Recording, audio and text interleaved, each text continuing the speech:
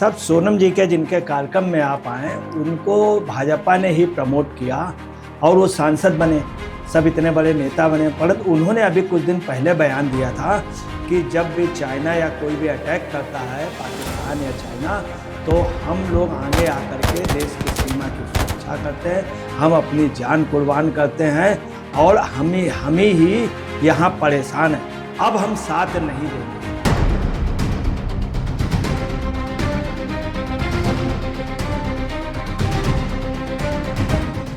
सोनम वांगचुक जो है वो एक बहुत बड़े वैज्ञानिक भी हैं और वो देश की जो सीमा है उस पर उनके और उनके अनुयायियों की वजह से ही सैनिक नहीं घुस पाते हैं। जब घुसते हैं तो प्रथम दृष्टया वही लोग आगे आके वहाँ रोकते हैं। लद्दाख की सीमा पर चीन घुस रहा है और ये सरकार दोगले तरीके की बात करती है। चीन के खिलाफ आप कुछ बोलते नहीं। आज प्रधानमंत्री हमारी हजारों किलोमीटर ज़मीन चाइना ने छीन ली और ये उसको चिरौरी करते हैं। उसके खिलाफ तो एक शब्द बोला ही नहीं, चाह जानते ही नहीं कि इसको चीन कहते हैं। एक बार आतंकवादी कार्रवाई पे एक लोकप्रिय विधायक थे बिलायती राम कत्याल, उनका मर्डर हो गया आतंकवादियों, सिख आतंकवादियों ने मार दिया। उस समय गृह मंत्री आए थे, तो गृह मंत्री को आपने चूड़ी पहना?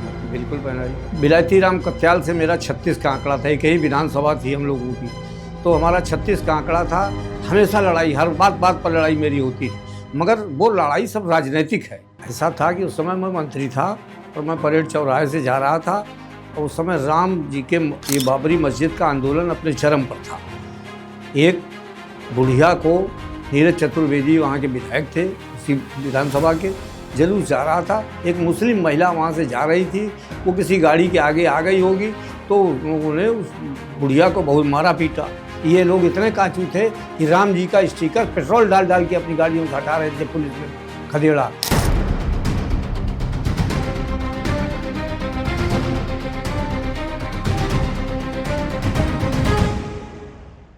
आप चरण सिंह जी के शुरू से लेकर के आज दिन तक उनके अनुयायी हैं और चरण सिंह जी ने ही छात्रों के उसमें छात्र संघ में प्रतिबंध लगा दिया था और आपने उनका विरोध किया था। छात्रों के ऊपर कोई दिक्कत आती है तो मेरा हौसला उच्च श्रेणी में पहुंच जाता है। लगता है कि इस आंदोलन में अभी उसी नौजवानों की तरह मैं आंदोलन में।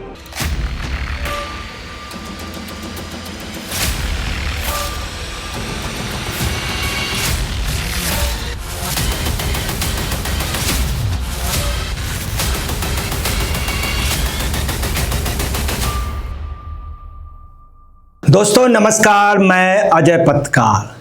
इस समय पॉडकास्ट कार्यक्रम में हमारे सामने बैठे हुए हैं उत्तर प्रदेश सरकार के पूर्व मंत्री श्री राम गोपाल पुरी जी। आपको बतला दें, राम गोपाल पुरी जी DAV कॉलेज के प्रेसिडेंट रहे हैं, पूर्व मंत्री रहे हैं, LLM टॉपर रहे हैं और जिस समय छात्र यूनियंस पे प्रतिबंध लगा दिया गया था उस समय राम गोपाल पुरी जी ने अकेले पूरे प्रदेश में बहुत बड़ा बवाल काटा था जो मशहूर है।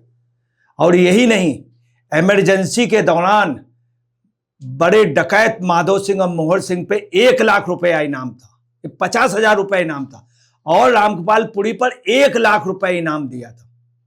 इनाम था कि जो भी उनको पकड़ लेगा।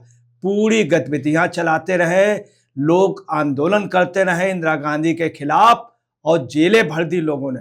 और राम गोपाल पुरी के इस मतलब भूमिगत आंदोलन पे ये कुछ भी नहीं कर पाए। जॉर्ज फर्नांडिस को मदद करने वालों में राम गोपाल पुरी का नाम था। आज वो हम लोगों के सामने है, उनसे हम जानेंगे मौजूदा वक्त क्या राजनीतिक स्थिति है। और वो सोनम वांगचुक के कार्यक्रम में आए थे, वहाँ उनका भाषण भी हुआ और वो बतलाएंगे हम लोगों को सिलसिलेवार। सर, आज दिल्ली आना कैसे हुआ आपका? देखिए, इस समय शिक्षा जगत पर इस सरकार ने कहर ढा रखा है। ये सरकार चाहती है कि बच्चे पढ़ें ना, अगर पढ़ेंगे तो सवाल करेंगे तो ये सरकार जवाब नहीं दे पाएगी। इसलिए प्राइमरी स्कूल बंद कर दिए। अब जो उच्च शिक्षा में बच्चे पढ़ते लिखते हैं उनके पेपर लीक करा देते हैं। ये जो पेपर लीक कराने के बाद पूरे देश का नौजवान जितनी जगह करता है, बड़ी मेहनत करता है, तब नीट की परीक्षा में जाता है और उसके बाद वो पेपर लीक हो जाता है और ये सरकार कुछ नहीं कर पाती। इस सरकार का मुख्य एजेंडा है कि किसी तरह सब बच्चों को शिक्षा विहीन कर दिया जाए। शिक्षा विहीन करने के खिलाफ एक आंदोलन खड़ा किया लोगों ने, वो जंतर मंतर पर चल रहा था। आदरणीय वांगचुक साहब जो है, सोनम वांगचुक साहब, उन्होंने अभी पिछले 4 दिन पहले भूख हड़ताल शुरू की। जो भूख हड़ताल शुरू की तो एक लोकतांत्रिक प्रक्रिया है, किसी चीज़ का विरोध करना और परिवर्तन करने के लिए जो उम्र है इतिहास में वो 17 से 35 साल तक के लोगों की है, वो सब उनकी भीड़ जमा है और वांगचुक साहब वहाँ अनशन पर बैठे हैं। मैं कल उनके साथ आया था, कल उनके अनशन पर मैं भी बैठा था। तो परिवर्तन का जो दौर नौजवानों ने चलाया उसके समर्थन में श्री सोनम वांगचुक साहब गांधीवादी तरीके से अहिंसक आंदोलन कर रहे थे। जब मैंने जानकारी की, जब समाचार पत्रों में तो कुछ आता नहीं है, जो सोशल मीडिया पर आया, तो मैंने उसी दिन कानपुर में उपवास किया और ये वहाँ ऐलान किया कि हम 2-3 दिन में जैसे ही व्यवस्था बन जाएगी मैं अपनी टीम के साथ वहाँ उनके साथ उपवास करूँगा, उनके आंदोलन का समर्थन करूँगा। उनके आंदोलन के समर्थन में मैं कल से उपवास पर था और आज वहाँ से उपवास तोड़ के हमारी बात लोगों के बीच में गई। हमने अपनी बात कही, लोगों ने कहा कि आपको बोलना चाहिए, मैं बोला भी। अब चूँकि छात्र आंदोलनों से मैं जुड़ा रहा हूँ, छात्र आंदोलन से ही राजनीति की मैंने शुरुआत की थी। अब छात्र आंदोलन में छात्रों के ऊपर कोई दिक्कत आती है तो मेरा हौसला उच्च श्रेणी में पहुँच जाता है और लगता है कि इस आंदोलन में अभी उसी नौजवानों की तरह मैं कूदूँ आंदोलन में, उसी के लिए मैं आया था। पुरी साहब, आप चरण सिंह जी के शुरू से लेकर के आज दिन तक उनके अनुयायी हैं और चरण सिंह जी ने ही छात्रों के उसमें छात्र संघ में प्रतिबंध लगा दिया था और आपने उनका विरोध किया था। तो आप ये महसूस कर रहे हैं उस समय ज़्यादा सख्ती थी, चरण सिंह ने छात्रों के साथ ज़्यादा वो किया था। अब जो है, अब आप देखिए उतनी तो पोजीशन नहीं। उस समय भी पेपर लीक हुआ था, उस समय जब पेपर एक आउट हुआ या खबर आई इस तरह की, तो आपने छात्रों का फेवर किया था। तो आप ये महसूस करते हैं कि शुरू से लेके अभी तक ये चला? देखिए, मैं शुरू से आज तक गांधी, लोहिया और जयप्रकाश का अनुयायी रहा हूँ। चौधरी चरण सिंह का मैं कभी अनुयायी नहीं था। हाँ, हमारा जब 9 दलों का गठबंधन हुआ तो वो हमारे दल के नेता हो गए। जब नेता थे और वो एक मुख्यमंत्री की हैसियत से उन्होंने एक अध्यादेश जारी किया कि छात्र संघ अपने तरीके से होंगे, मगर मतलब होंगे कि नहीं होंगे ये तय करना सरकार का काम होगा। उसको प्रायोरिटी उसकी ख़त्म कर दी। मैंने तत्काल, मैं कॉलेज में अध्यक्ष था, मैंने तत्काल उसी समय कहा कि ये कतई नहीं होगा। ये छात्रों की जो नर्सरी है, जो राजनीति के लोगों को तैयार करती है, जो छात्र संघ होते हैं वो एक्चुअली राजनीति की नर्सरी होते हैं। वो नर्सरी पर ही जब हमला हुआ तो मैं, चाहे मेरी सरकार हो चाहे मेरे पिताजी हों, गलत काम कोई करेगा और मेरी समझ में नहीं आएगा तो मैं विरोध करूंगा। ये जन्म सिद्ध अधिकार है मेरा और मेरी ये जीवन शैली है। अधिकार ये छात्रों के खिलाफ था, हमने आंदोलन खड़ा किया और ऐसा आंदोलन खड़ा किया कि उस समय जब कोई जानता नहीं था तब राष्ट्रीय सुरक्षा कानून के तहत में गिरफ्तार हुआ। सब सोनम जी के जिनके कार्यक्रम में आप आए उनको भाजपा ने ही प्रमोट किया और वो सांसद बने, सब इतने बड़े नेता बने। परंतु उन्होंने अभी कुछ दिन पहले बयान दिया था कि जब भी चाइना या कोई भी अटैक करता है, पाकिस्तान या चाइना, तो हम लोग आगे आकर के देश की सीमा की सुरक्षा करते हैं, हम अपनी जान कुर्बान करते हैं और हम ही यहाँ परेशान हैं, अब हम साथ नहीं देंगे। मतलब उन्होंने स्पष्ट रूप से कहा कि चाइना उसमें अभी तक हम लोग अपना खून बहाते थे, अब हम नहीं देंगे। क्या ये उचित है? देखिए, सभी चीज़ें उनकी अच्छी, परंतु इस बयान पे पूरे जगह देखिए मैं बता रहा हूँ, सोनम वांगचुक जो है वो एक बहुत बड़े वैज्ञानिक भी हैं और वो देश की जो सीमा है उस पर उनके और उनके अनुयायियों की वजह से ही सैनिक नहीं घुस पाते हैं। जब घुसते हैं तो प्रथम दृष्टया वही लोग आगे आके वहाँ रोकते हैं। लद्दाख की सीमा पर चीन घुस रहा है और ये सरकार दोगले तरीके की बात करती है। एक तरफ आप चीन के खिलाफ आप कुछ बोलते नहीं। आज प्रधानमंत्री हमारी हजारों किलोमीटर जमीन चाइना ने छीन ली और ये उसको चिरौरी करते हैं। उसके खिलाफ तो एक शब्द बोला ही नहीं, चाह जानते ही नहीं कि इसको चीन कहते हैं। तो जब वो नहीं बोले, वांगचुक साहब का तो केवल यही था कि लद्दाख में प्रधानमंत्री ने घोषणा की थी कि चुनाव में हम आपको प्रायोरिटी देंगे और राज्य का दर्जा देंगे और चुनाव कराएंगे। वो नहीं कराए, वही मांग पर उन्होंने विरोध किया और उसी पर उनको बंद किया गया। पुरी साहब, हम लोग ये जानना चाहेंगे, एक बार आतंकवादी कार्रवाई पे एक लोकप्रिय विधायक थे बिलायती राम कत्याल, उनका मर्डर हो गया आतंकवादियों ने, सिख आतंकवादियों ने मार दिया। आपके उनसे 36 के आंकड़े थे, परंतु जब जो ही उनको मारा तो आप वहाँ चले गए, आपने आतंकवादियों का विरोध किया, कोई उनकी बॉडी छू नहीं रहा था। आप लेके उस समय गृह मंत्री आए थे, तो गृह मंत्री को आपने चूड़ी पहना दी थी। बिल्कुल पहनाई। तो क्या ये उस समय उचित था? देखिए, और गृह मंत्री वहां से भागे और पुलिस वाले को 50 रुपए दे के भागे। देखिए, ये चीज उस समय बड़ी चर्चा होती। मैं बताता हूँ। बिलायती राम कत्याल से मेरा 36 का आंकड़ा था, एक ही विधानसभा थी हम लोगों की, तो हमारा 36 का आंकड़ा था। हमेशा लड़ाई, हर बात पर लड़ाई मेरी होती थी, मगर वो लड़ाई सब राजनीतिक है। हमारा कांग्रेस का विरोध था, फिर भी जब उस पर हमला हुआ तो मैं, जो हमारे यहाँ LLR हॉस्पिटल है, ज़्यादातर कोई इमरजेंसी ऐसे होती है तो वहीं उसी अस्पताल में लोग ले जाए जाते हैं। हम गए थे अस्पताल की, वो देखें क्या हुआ। जैसे ही पता लगा, उसके बाद पता लगा वो तो ख़त्म हो गए, वो बगल में ही चीड़ घर है, वहाँ पोस्टमार्टम हाउस में वो गए। हम वहाँ गए, वहाँ लोग शोक में थे, हम भी शोक में थे। भाई देखिए, राजनीति में वैचारिक लड़ाई होती है, हमारी उनकी कोई दुश्मनी थोड़े थी, ना ज़मीन ना जड़ जोरू ज़मीन, कोई झगड़ा नहीं था।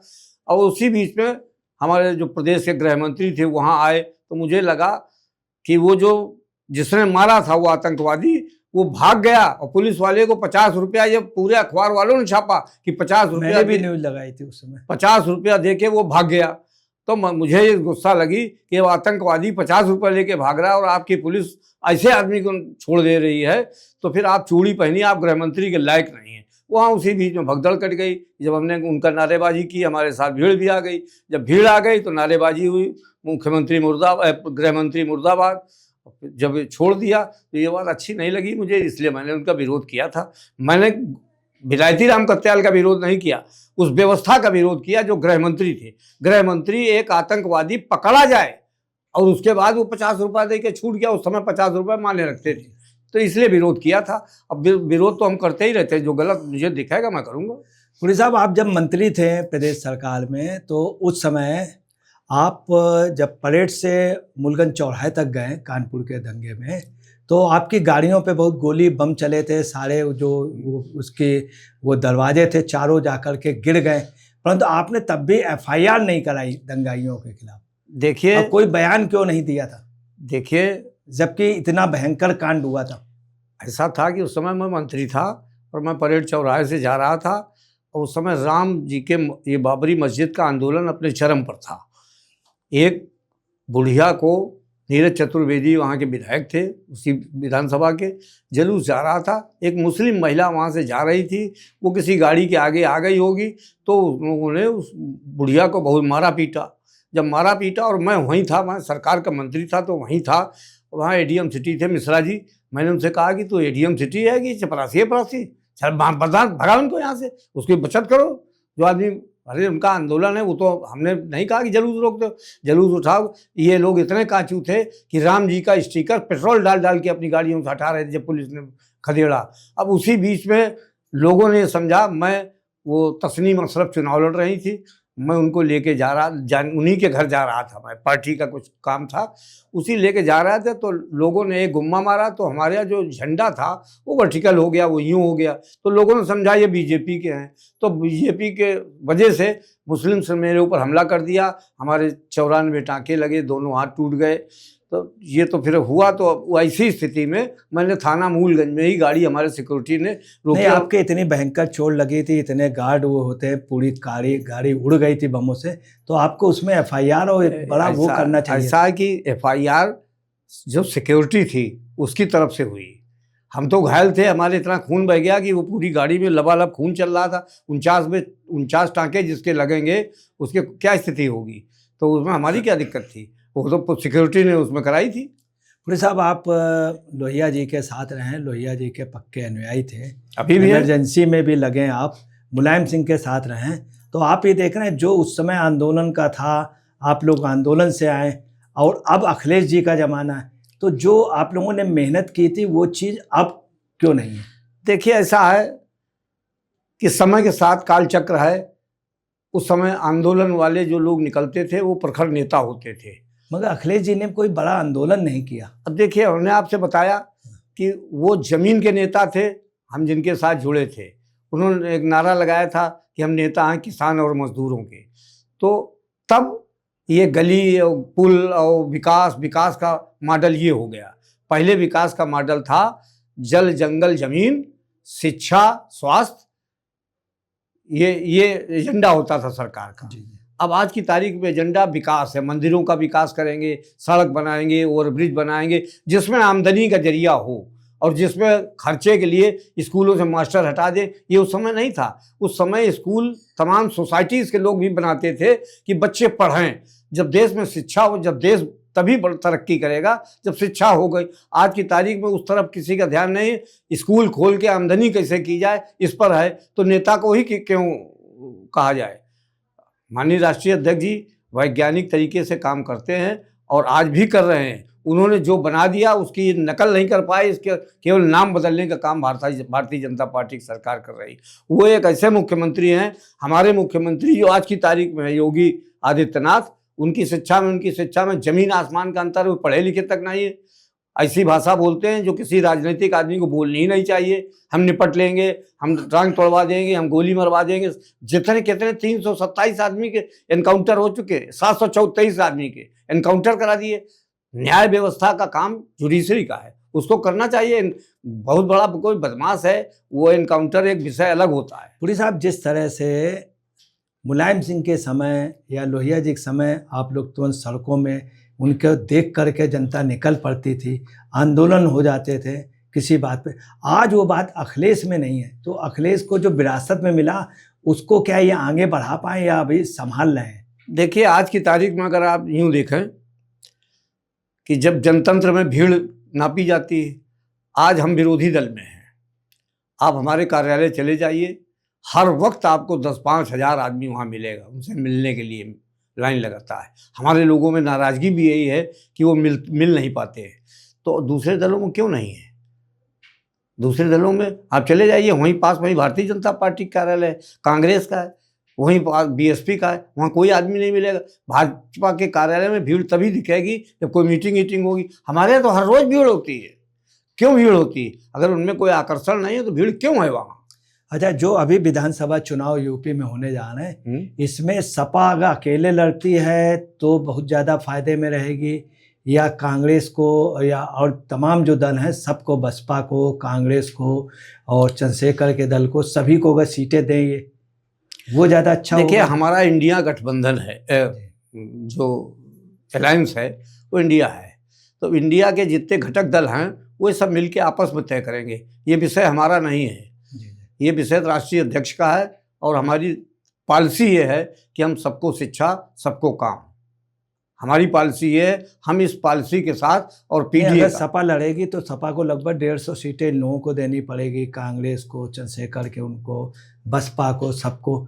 तो इनको ये क्या मिलेगा? ये 250 सीटों में कैसे जीत के आ पाएंगे? देखिए, सपा अगर अकेले लड़े तो फायदे में रहेगी। देखिए, ये भाई जो अभी जो आंकड़े हैं, देखिए ये नीतिगत मामला है। 6 सीटें कांग्रेस को जो मिली वो सपा के वोट की वजह से मिली, लोगों का ये कहना। मतलब इवन जो वहाँ पे जो अमेठी और रायबरेली है वो सपा का वोट ज़्यादा है, ये लोगों का कहना। मगर सपा लड़ाती नहीं, उनको सपोर्ट। देखिए, गठबंधन क्यों किया जाता है? आपस के वैचारिक तौर तरीके और जो व्यवस्था है उसको मिला के ही कोई चीज़ तय की जाती। तो इंडिया गठबंधन के जो घटक दल हैं वो बैठ के आपस में तय करेंगे। फिर भी हम आपको बता दें, अगर चुनाव फेयर तरीके से हुआ तो समाजवादी पार्टी पूर्ण बहुमत से अधिक सीटें लेके सरकार बनाएगी। मगर बंगाल की तरह अगर हुआ और ज़बरदस्ती वाला हुआ तो वो एक विषय है। मतलब अगर अभी है, मतलब आप लोग अभी श्योर नहीं कि आपका नहीं, अगर इस बात का कि फेयर चुनाव हो। देखिए, जो निर्वाचन आयोग है, रोज कोर्ट, आज भी कोर्ट ने डांटा, रोज कोर्ट उनको डांट रही है, एसआईआर पर डांटा कि सब फर्जी तरीके हैं, चाहे जिसका वोट काट दो। देखिए, आप एक हमारे देश का विदेश मंत्री कह रहा है कि पासपोर्ट नागरिकता का प्रमाण नहीं है। हर आदमी ये बता देता, कोई कहता आधार प्रमाण नहीं है। ये सब केवल उसी जाल बट्टा की व्यवस्था है। देश की आज़ादी के बाद से अब तक इस क्या इंडी गठबंधन में अगर मान लीजिए का हो, प्रधानमंत्री बनाने की बात हो, तो क्या अखिलेश यादव मैच्योर माने जाएंगे? राहुल गांधी प्रधानमंत्री होंगे अगर इंडिया गठबंधन की तो सरकार। अखिलेश क्यों नहीं होंगे? इसके पहले मुलायम को भी नहीं बनने दिया गया। हम- अखिलेश भी पढ़े लिखे हैं और राहुल से ज्यादा हैं। नहीं, राहुल से ज्यादा पढ़े लिखे नहीं, मैं ये सब अखिलेश बातें राहुल नहीं से कर, ज्यादा पढ़े लिखे हैं। मैं ये बात और नहीं कह प्रियंका रहा से हूँ ज्यादा पढ़े लिखे, सोनिया से ज्यादा पढ़े लिखे। मैं ये बात नहीं कहूँगा कि कौन ज़्यादा पढ़ा लिखा है, मगर जो गठबंधन दल हैं उनमें इंडिया गठबंधन में सबसे अधिक कांग्रेस का है, हिस्सेदारी है पूरे राष्ट्र में, ये प्रदेश में नहीं है। जी जी। तो हमारे राष्ट्रीय अध्यक्ष जी उस पंक्ति में, प्रधानमंत्री की पंक्ति में नहीं है। हमारे राष्ट्रीय अध्यक्ष श्री अखिलेश यादव जी मुख्यमंत्री की रेस में हैं और वो मुख्यमंत्री होंगे 27 में। तो आप तो ये कह रहे हैं, चौधरी राम गोपाल जी कहते हैं हम उनको प्रधानमंत्री बनाना चाहते हैं, तो इसका मतलब आप उनको वास्तविक रूप से चाहते हैं, वो सिर्फ एक सियासी रूप में चाह रहे थे अपनी बनाने के लिए। ये राजनीतिक भाषा, देखिए जी। अजय जी, ये राजनीतिक भाषा है कि प्रोफेसर साहब क्या कह रहे हैं और राम गोपाल पुरी क्या कह रहे हैं, ये राजनीतिक भाषा है। हम भी चाहते हैं कि वो राष्ट्र के प्रधानमंत्री बने, मगर आज की तारीख में हम जहाँ बैठे हैं और जो राजनीतिक व्यवस्था है उसमें इंडिया गठबंधन लीड करता है कांग्रेस। तो वो कांग्रेस, हम उनके सहयोगी दल हैं, बड़े सहयोगी हैं। हम देश की तीसरे नंबर की पार्टी हैं, हम बड़े हैं, मगर एक नंबर में तो वही है, और जो एक नंबर में होगा वो एक नंबर की सीट पर जाएगा। इसमें हम बेईमान, हम लोग समाजवादी राजनीतिक बेईमान नहीं होते हैं। हमने मायावती के साथ भी पूरी तरह निष्ठा से काम किया।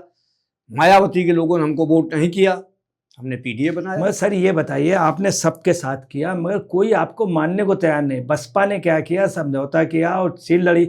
बसपा को ज़्यादा मिल गई 10 सीटें और इनको 5 सीट मिली, 5 में 4, चूँकि एक जगह से 2 जीते। इसके अलावा जब ये वहाँ बंटवारे की बात आई मध्य प्रदेश राजस्थान में, तो वहीं का कमलनाथ कहते हैं ये अखिलेश बिखलेश क्या होता है, देखिए मैं जानता नहीं हूँ। देखिए ऐसा है, तो ये आप ये क्या महसूस कर रहे हैं, जो आपके गठबंधन के सब आपको किनारे करने में लगे रहे?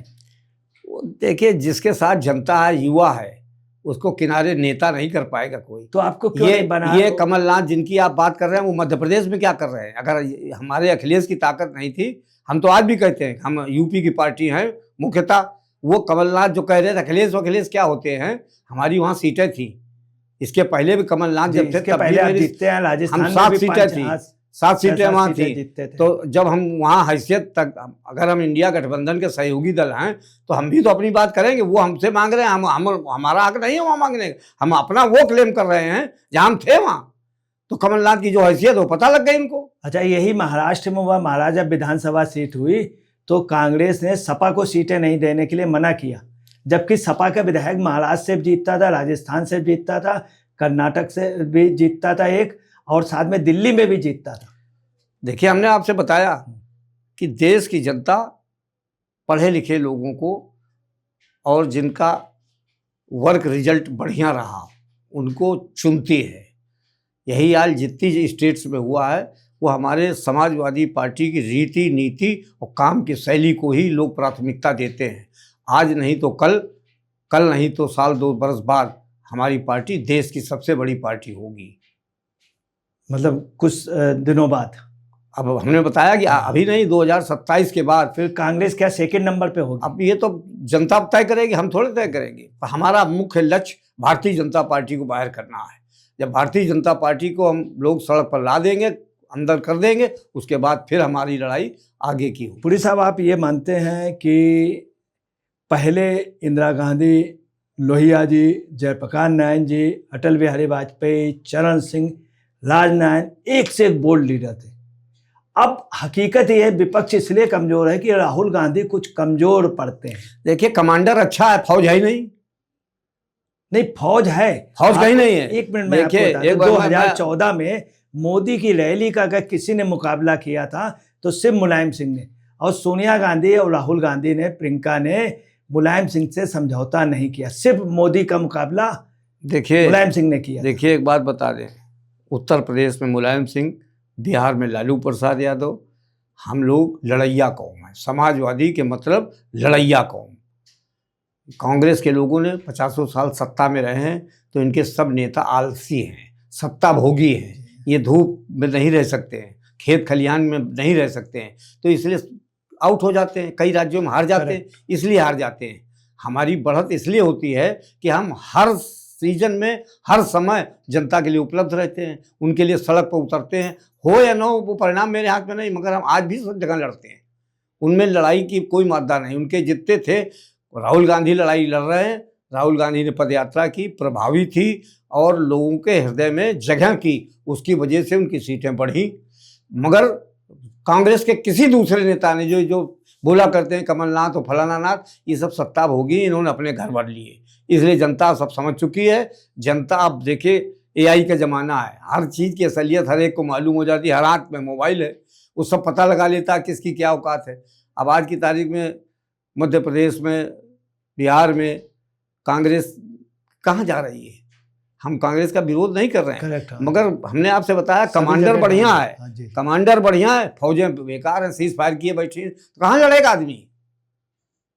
अब देखिए कई जगह सीट ही नहीं रहेंगे। हमने बताया आपसे कि कांग्रेस का कमांडर बढ़िया है, खड़गे भी बोलते हैं। इसका मतलब आप जो ये कह रहे हैं कि आगे चल करके कांग्रेस पीछे जाएगी और सपा जो है फर्स्ट पे हम आएगी। अपने काम से, और अगर ये परिस्थिति बनती है तो ऐसे उसमें फिर राहुल गांधी प्रधानमंत्री कैसे बन पाएंगे? अब इसी बीच में बनेंगे, आपकी इसी चुनाव में बनेंगे।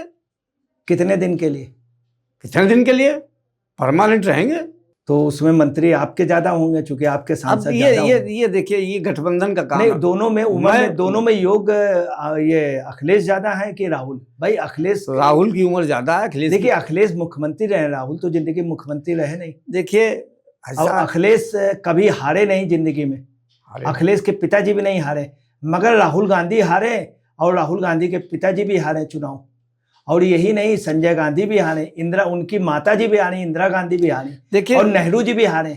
जो नेहरू जी PM चुने नहीं गए, राजीव गांधी भी PM नहीं चुने। प्रधानमंत्री चुना नहीं जाता है, प्रधानमंत्री उस दल के जो लोग जीत के आते हैं वो अपना नेता चुनते हैं, वही प्रधानमंत्री होता है। प्रधानमंत्री के सीधे कोई चुनाव नहीं, मगर ये लोग एक्सीडेंटल भी बने, नेहरू जी जबरदस्ती बने। देखिए देश की आजादी, राजीव गांधी भी, देखिए नेहरू जी की, मगर अखिलेश यादव तो बाकायदे जब चुनाव हो गया उसके बाद आए। देखिए नेहरू जी की तो किसी की तुलना हो नहीं सकती। नेहरू जी देश की आज़ादी के लिए बरसों बरस जेल में काटा उन्होंने, वो प्रधानमंत्री नहीं है, ये देश के स्वतंत्रता संग्राम सेनानी थे, वरिष्ठ, और जो हैसियतदार आदमी हो और वो जेल में इतने दिन काटे, तो देश का प्रधानमंत्री पद उसके लिए छोटा है, स्वतंत्रता संग्राम सेनानी बड़ा है। और उसके बाद जो लोग हारे, अच्छा यदि मान लीजिए अखिलेश यादव को देश के प्रधानमंत्री के रूप में पूरे देश में चुनाव हो और पूरे देश में उनका दौरा हो, तो क्या ज़्यादा स्थिति अच्छी होगी इंडिया का? देखिए अभी हमने आपसे कहा कि अभी साल 2027 में मेरा उत्तर प्रदेश में इम्तिहान है, फिर चुनाव हुए तो उत्तर प्रदेश में हम मुख्यमंत्री अपना बनाएंगे समाजवादी पार्टी, और समाजवादी पार्टी अपने काम के भूते से जीतती आई है। और अब की बार हमारा जो प्रभाव क्षेत्र होगा, मान लीजिए 50 MLA आपके कम पड़ते हैं, 150 हमारे MLA कोई कम नहीं पड़ेंगे, तब आप क्या करेंगे? हमारे MLA कम नहीं पड़ेंगे, मिलकर सरकार बनाएंगे। हमारा MLA कम पड़ेगा ही नहीं, ये बीजगणित का कोई फार्मूला नहीं है। हम जिस लड़ाई को लड़ते हैं और जिसको कहा कि तुम जीत नहीं पाओगे, जिसको हमने बनाया, जो लोग बैकवर्ड्स की राजनीति और पिछड़ों की राजनीति करते हैं, ओम प्रकाश राजभर को जमानत नहीं बचती थी, हमने 6 विधायक दे दिए, उनको जिता दिया। काशीराम जी सुन लीजिए, आप लोग ये भी करते, कार भी वापस ले लेते। नहीं तो कार वापस, कार कोई उनकी थोड़े थी, कार बहुत से कार्यकर्ताओं को चुनाव में कार दी जाती है कि भाई प्रचार प्रसार में उनकी हैसियत नहीं है, जाओ भाई अपना प्रचार तो जब काम हो जाएगा तो भैया वापस नहीं ले लेंगे। पार्टी किराए की कार दी थी कि उनकी छीन ली कार। कोई छीन नहीं, छीन क्या होती है भाई? हम तो बड़े बड़े चुनावों में प्रभारी रहे हैं, तो सैकड़ों जीपें पहले बाहर जीपों किराए पे आती थी, अब बड़ी बंद गाड़ी की आती है, तो ये किराए पर आती हैं, जब काम खत्म हो जाता है तो वापस कर दी जाती है, उनका किराया दे दिया जाता है, तो गाड़ी वापस हो गई। इसका मतलब नेक्स्ट चुनाव में अखिलेश जी इसी तरह कार बांट करके क्या फिर कार बांट के किसी ने कार नहीं लेंगे तो नहीं लोग, वो एक कास्ट के, देखिए ना, उनसे ली गई वापस, उनको दी इसलिए गई थी कि आप चुनाव प्रचार करें। चुनाव प्रचार के मतलब चुनाव, अब चुनाव खत्म, काम खत्म। एक बात हम आपका अमेंडमेंट कर दें, इमरजेंसी में मैं 1 लाख का इनामी था। हाँ मालूम, माधव सिंह के ऊपर 50,000। इमरजेंसी में मैंने नाक में दम कर रखा था सरकार की। जब मेरा मिशन पूरा हो गया तो मैं फिर जेल गया, और उसमें भी राष्ट्रीय सुरक्षा कानून के तहत। अच्छा, उस दौरान सुनने में आता है कि जो डायनामाइट कांड के जॉर्ज फर्नांडिस, उनसे आपके बड़े अच्छे संबंध थे। मैं उनको गाड़ी पे लेके उनको एक जिले से दूसरे जिले पहुंचा दिया करता था। गाड़ियां मैंने चोरी की। जी जी सिनेमा में लोग अंदर चले जाते थे और जब सिनेमा 3 घंटे बाद ही वो निकलेगा जी जी और किसी नेता को बाहर पहुंचाना है, हम लोगों की जो गाड़ी होती थी वो नोटिस में पुलिस के रहती थी। जी जी। तो अब उस गाड़ी की चाहते तो गंगा पुले पकड़ ली जाती। पहले टोल नहीं, सुनते कि आप लोग गाड़ी चुरा के ले जाते चुरा के ले जाते थे। मैं खुद चुराता। कैसे गाड़ी भाई चुराते? गाड़ी मास्टर की थी पहले, एम्बेसडर फिएट 2 ही जी, गाड़ी जी। होती थी। ये बात बाद में पता चली कि आप नहीं, लोग अब तो उस समय भी आया कि लोग गाड़ी चुरा करके लोग मैं ले तो गए। ऑन रिकॉर्ड बोल रहा हूँ जी जी। कि मैं गाड़ी चुराता था और चुरा के उनको बैठा के दूसरे जिले में सुनते छोड़। टाकीज से चुराते थे अब आप? टाकीज में इसलिए चुराते थे, वो एक साइंस है कि जो आदमी जिसकी गाड़ी खड़ी है वो 3 घंटे बाद निकलेगा सिनेमा जी से, जी जी जी। तो 3 घंटे में हम उनको पारघाट पहुंचा देंगे जहां था। तो गाड़ी के कैसे चाबी अभी कैसे? अरे मास्टर की लग दो। देखिए एम्बेसडर में कोई दिक्कत नहीं होती थी। जी। वो पीछे तार घसीटो, दोनों तार कर दो, चल जाती थी। कोई हम ड्राइविंग लाइसेंस हमारे पास, हम गाड़ी चलाना। तो गाड़ी चुरा लेते थे, फिर उसमें वो वहीं छोड़ दी। जॉर्ज फर्नांडिस को ले जाते थे वहाँ जॉर्ज सब- फर्नांडिस को या जो भी हाँ। लिटरेचर बांटना होता था बांटते थे और उसके बाद गाड़ी वहीं छोड़ देते थे। जी जी। फिर वो पुलिस अपना बरामदगी, वो कोई वहाँ लावारिस पकड़ी जाती थी। फिर यहाँ रिकॉर्ड, पहले सिस्टम बहुत लंबा था, लेंथी था। अब तो जाओ तो टोल पर ही पकड़ जाओगे अगर मगर अनाउंसमेंट। पुलिस साहब, आप जब वो उसमें एक वो जनता बुलेटिन होता था तो आप उसको छपवाते थे, हम लोगों को देते थे, हम लोग जाके जगह जगह बांटते थे। देखिए वो सब समय और- बीत गया। तो आप मतलब ये सब चोरी भी कर लेते थे और सब देखिए करके- हमने जो भी और किया, पकड़े भी नहीं गए कभी? नहीं पकड़े गए। हमारे घर पर नहीं, जब पुलिस बाकायदे उस समय आती थी कि वो रामगोपाल पुरी ने देखिए गाड़ी आप चुराई, तो वो ले गए। आप तो हमारे को अच्छी तरह जानते हैं, हमारे परिवार को जानते हैं। हमारी घर की कुड़की हुई, हाँ जब जी, कुड़की हुई तब मैं घर पर ही हाजिर हुआ और हाजिर होने के बाद हमको पुलिस ले गई। पुलिस ने बर्फ पर लेटाए मारा। ये सब कबूलो। करेक्ट। हमने कहा कि जो मैंने किया वो सब किया, जो आपको मन वो लिख लीजिए, मैंने किया। और उसके बाद फिर मैं जेल पहुंचा दिया गया। राष्ट्रीय सुरक्षा कानून जेल में भी आपकी पिटाई हुई हो? वहाँ थाने जेल में? मार के इतने गए थे कि वो लाशें पहुंची थी वहाँ। जी। लोगों ने ही समझा मरा हुआ भेज गए यहाँ, वो ऊपर वाले। आप इस बात का कम से कम एक घमंड करिए कि 1 लाख रुपए के आप इनामी 1975 के थे। मतलब आज अगर होता तो करोड़ों रुपए का आपको अब वो भाई जो भी, मगर मैंने कोई डकैती नहीं की थी। मैंने गाड़ियां तो चुराई थी, सब नहीं पेपरों तो में आता था, पुलिस गाड़ी ने चुराई बताया। का इसमें कोई रिकॉर्ड नहीं था। हमारे पर जो चार्जशीट दी गई वो नहीं, गाड़ी उसमें तो चुराए नहीं जाने था। का कोई नहीं। चार्ज नहीं है, ये किसी को नहीं मालूम हुआ। और गाड़ी चुराने का कोई आदमी रिपोर्ट लिखाता। मगर वही डकैतों पे इनाम जो था मैक्सिमम माधो सिंह पे था 50,000 रुपए हाँ। का, मुझे, और आप पे 1 लाख रुपए का इनाम। 3 आदमी पर था। संतोष शुक्ला मार दिया गया, वो जी, हम जी। गणेश दीक्षित 3 पर। संतोष शुक्ला जो मंत्री जी मार दिए गए थे। जी जी। 3 पर था। हम 3 लोग, अमन चैन भाई, हमारा जो आंदोलन था हिंसक नहीं था, अहिंसक था। हम मंत्रियों को जब आते थे तो कौ जमीन में लेट जाएं, पुल पर लेट जाएं, तो आने नहीं देते थे। अच्छा, आप ये कह रहे हैं हिंसक नहीं थे? जब चरण सिंह ने प्रतिबंध लगाया था यूनियंस में तो पूरे प्रदेश में आपकी वजह से हिंसा हुई थी, जगह जगह लोग डंडे लेकर के देखिए पुलिस पे डायरेक्ट पथराव हुआ था। देखिए एक बात आप समझिए कि वो जनता का आक्रोश है। छात्रों ने कोई काम ऐसा नहीं किया, हमने कोई काम ऐसा नहीं किया। जो आंदोलन कर रहा है उसने कोई, अब जनता बिराना रोड पर, मैं ज्ञान भारती कॉलेज से निकला जुलूस लेके, अब उसमें किसी अराजक तत्व ने या दुकानदार ने कोई ईंटा बहा दिया तो लाठीचार्ज हो गया।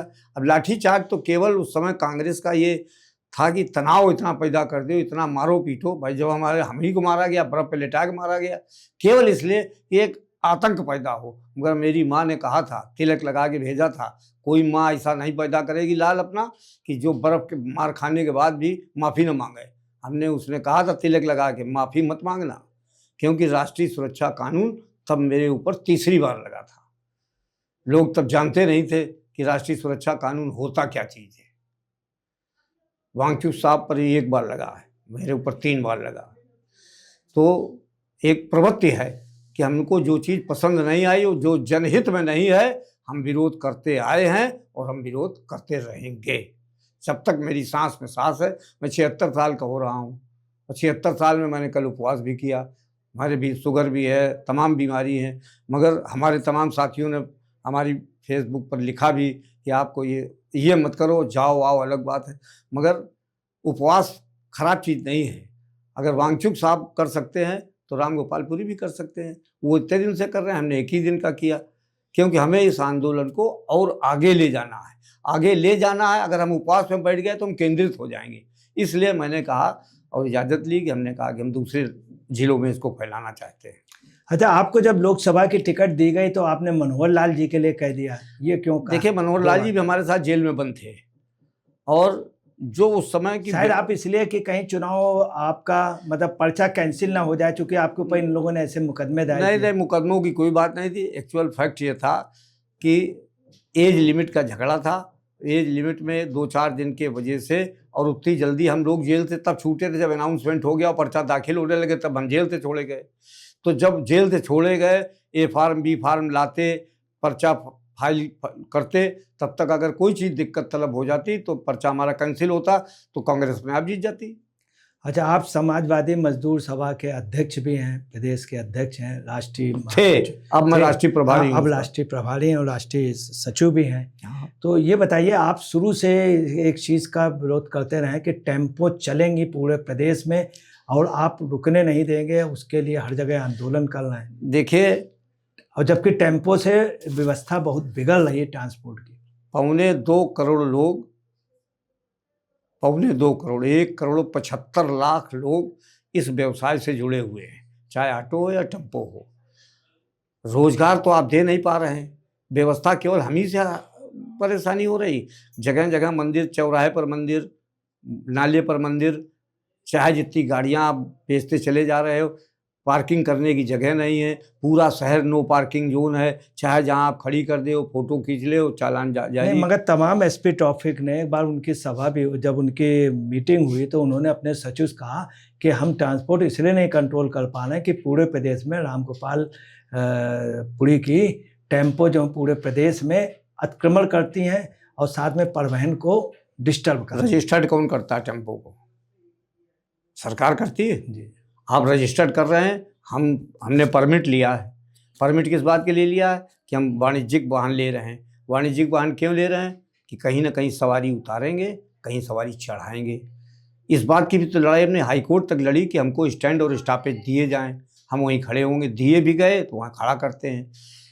2.25 करोड़। मगर आपका ये भी कहना था कोर्ट में और मुख्यमंत्री के सामने भी आपने कहा, जब यहाँ ये बात हुई तो आपने कहा कि देखिए ये हमसे लाशें भी डुबाते हैं, हमारे सब करते हैं, बैठते हैं, मुझे इतना मुआवजा दें और सरकार जो है एसपी ट्रैफिक हमको इतना रुपया उपलब्ध कराएं। भाई साहब, ये तो अखिलेश जी की सरकार में ये एम्बुलेंस और ये सब मिल गई हैं, क्या नाम, ये जो वैन चल रही हैं 100 नंबर, 102 नंबर, 112, ये तो अखिलेश जी की सरकार से चली।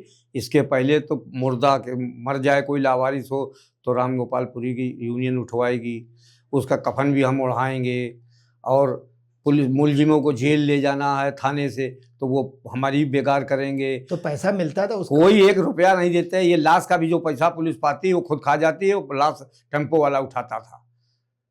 तमाम जगह जहाँ वो सरकार पैसा लेके इनसे गांजा चरस बिकवाती है, थाने वाला पैसा लेता है। और हमने एक दफ़े अनाउंस किया कि जो लावारिस लाश होगी उसके लिए हमारी यूनियन 500 रुपया तत्काल देगी, ताकि उसकी लाश को कफन मिल सके। अब वो जो मरने लगे, हम तो कफन के लिए पैसा दे रहे हैं, और वो जो सरकार से मिलता है वो थाने वाले खाए जा रहे हैं। तो ये बात कोई नहीं कहता, पत्रकार ये बात कभी नहीं कहते हैं कि वो पैसा खाए जा रहे हैं। हम गरीब आदमी हैं, हम तो सवारी चढ़ाएंगे और सवारी उतारेंगे। ये टेम्पो गरीब की सवारी है, गरीब चलाता है, गरीब का परिवार चलता है। कितने परिवार पलते हैं इससे? जो ड्राइवर पलता है, जो गाड़ी लाता है वो पलता है, इसके बाद पंचर वाला, मिस्त्री, डेंटर पेंटर, ये सब उसी से तो कमाते हैं। तो इन पर लात मारने का काम केवल जो बड़े आदमी हैं। टोयोटा गाड़ी नहीं रुकनी चाहिए, वो चाहे जहाँ खड़ी हो जाए उस पर कोई नहीं बोलेगा। टेम्पो खड़ा हो जाए तो 100 आदमी, अरे साले गुंडे हैं, चाहे जहाँ खड़ी कर देंगे। हम इस बात के विरोधी हैं, समाजवादी हैं, हम समाज में समानता चाहते हैं। हम कमाने के लिए परमिट तो आप ही ने दिया है ना, आप परमिट ना देते तो हम गाड़ी लाते कैसे? अगर परमिट दिया तो आप खड़े होने की जगह भी दो। ये लड़ाई है हमारी। अच्छा, तो आप क्या महसूस कर रहे हैं कि अब देश की और प्रदेश की स्थिति क्या है? देखिए, आज की तारीख में सरकार बुरी तरह फेल है। जिस आंदोलन के नाम पर ये सरकार, मगर आप देखिए वही कांग्रेस के समय फाइनेंशियल इमरजेंसी लगी, कई बार लगी है, वित्त स्थिति हमारी बहुत खराब थी, देश की स्थिति इकोनॉमी बहुत पीछे थी। आज कम से कम हमारी उतनी इकोनॉमी तो खराब नहीं है। इस देश की अब इकनॉमी का कोई मतलब ही नहीं रह गया है। डॉलर कहाँ कहाँ का, आपके रुपए की क्या औकात है। मनमोहन सिंह के समय में, यद्यप मैं कांग्रेस का प्रवक्ता नहीं हूँ मगर मैं देश का नागरिक हूँ, मनमोहन सिंह की सरकार के समय ये पोजीशन नहीं थी। आज देश की इकनॉमी पूरी तरह ध्वस्त है और ये सरकार राम के मंदिर के नाम पर सरकार बनाई इन्होंने। जो राम को लाए हैं हम उनको लाएंगे, ले आए किसका? गजनबी, औरंगजेब, अंग्रेज, सब ने लूटा, थोड़ा थोड़ा लूटा।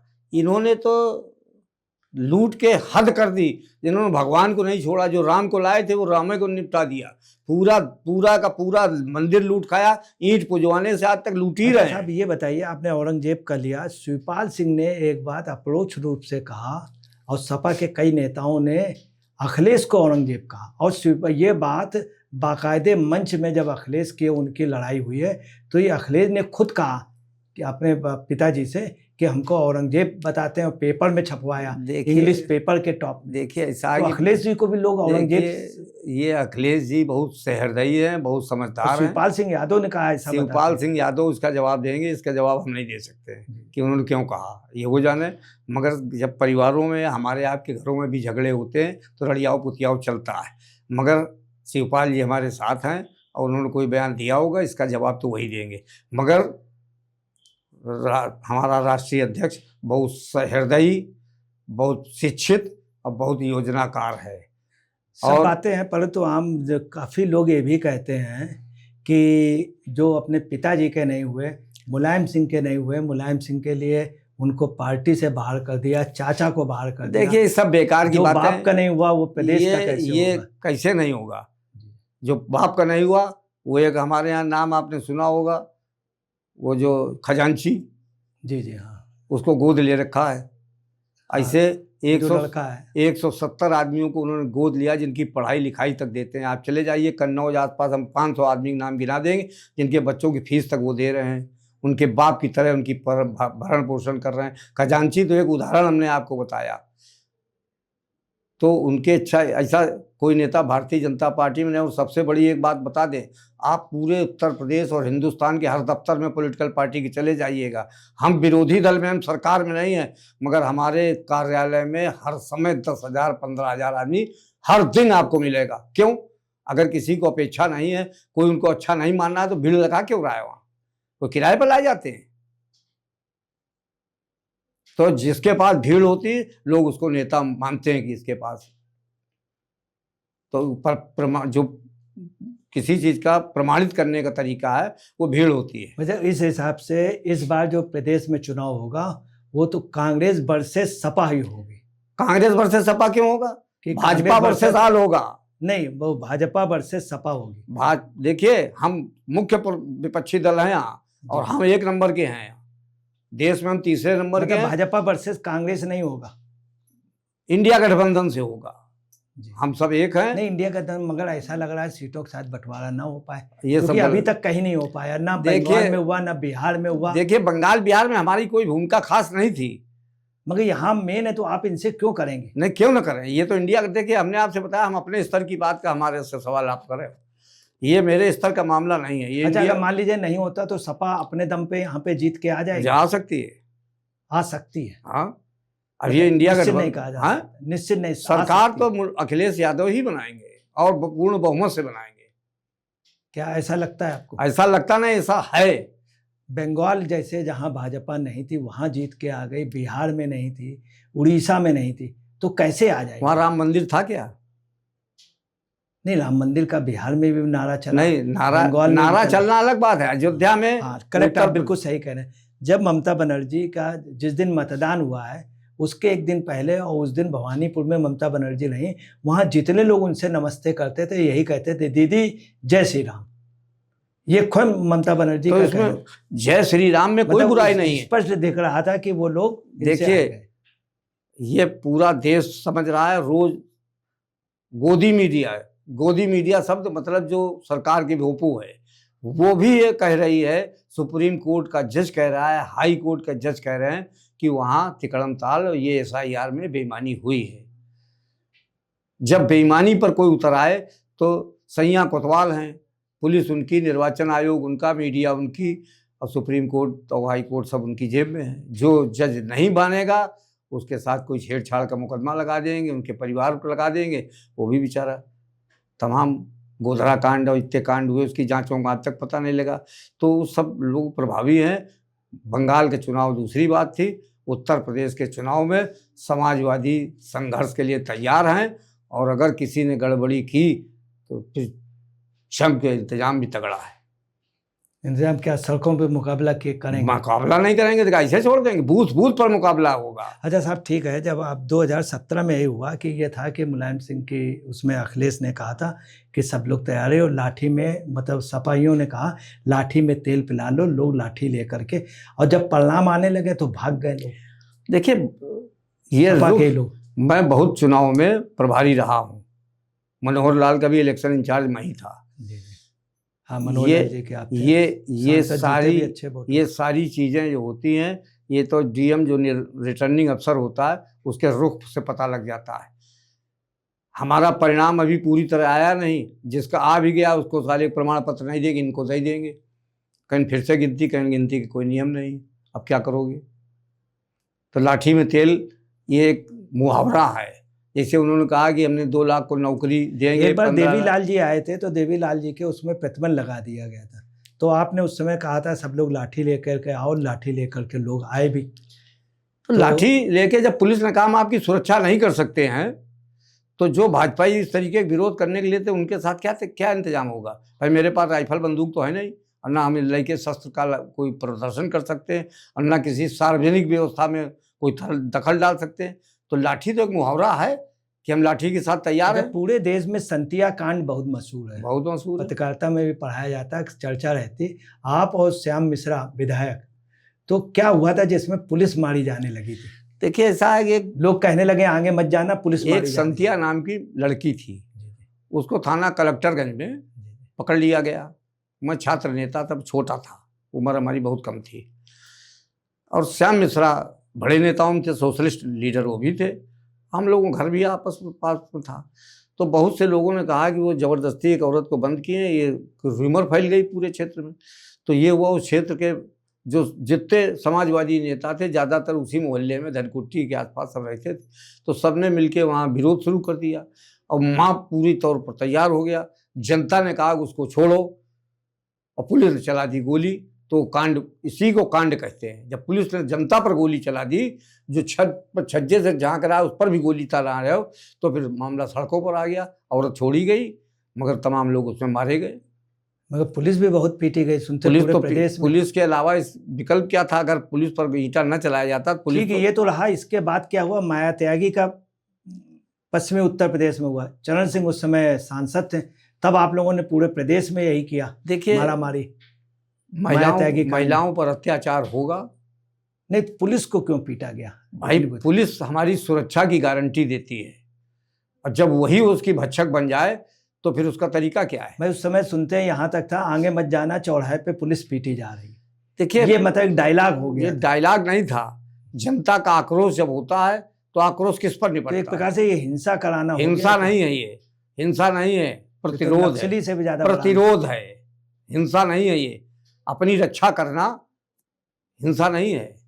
अच्छा, आप लोग उस समय विरोध कर लेते थे, अब सपा के सांप क्यों सूख गया है? भाई हमारा सपा के सांप सूख गया, अब सपा में कोई ऐसा नहीं। देखिए, हमारा नेतृत्व जिस दिन कह देगा, आज भी तो मैं ही आंदोलन में आया हूँ, हम तो सपा के रिकॉग्नाइज्ड लीडर हैं, हम आए कि नहीं आए? अहिंसक आंदोलन पर मेरा विश्वास है। जिस दिन मेरा नेता कहे कि सड़कों पर उतर जाओ, इस बात का विरोध करना है, करेंगे। तो आप तो उतरेंगे, और कहीं वो लोग सब उतरेंगे, सब उतरेंगे। आज आप हमसे मुखातिब हैं इसलिए हमसे कह रहे हैं, सब उतरेंगे। आपके सामने बैठे थे रामगोपाल पुरी जी, जो सपा के बहुत वरिष्ठ नेताओं में हैं, लोहिया जी के साथी रहे, और आपसे इनके बारे में हम लोगों ने जाना। कई बड़े आंदोलन, संतिया कांड, माया त्यागी बलात्कार हत्याकांड कांड, कई उसमें इमरजेंसी में आपने जॉर्ज फर्नांडिस को मदद की, तमाम उस पर प्रदेश की राजनीति में कई बड़े आंदोलनों के जनक रहे रामगोपाल पुरी जी। उनका आप अभी तक पॉडकास्ट सुन रहे थे। दोस्तों नमस्कार, मैं अजय पत्रकार।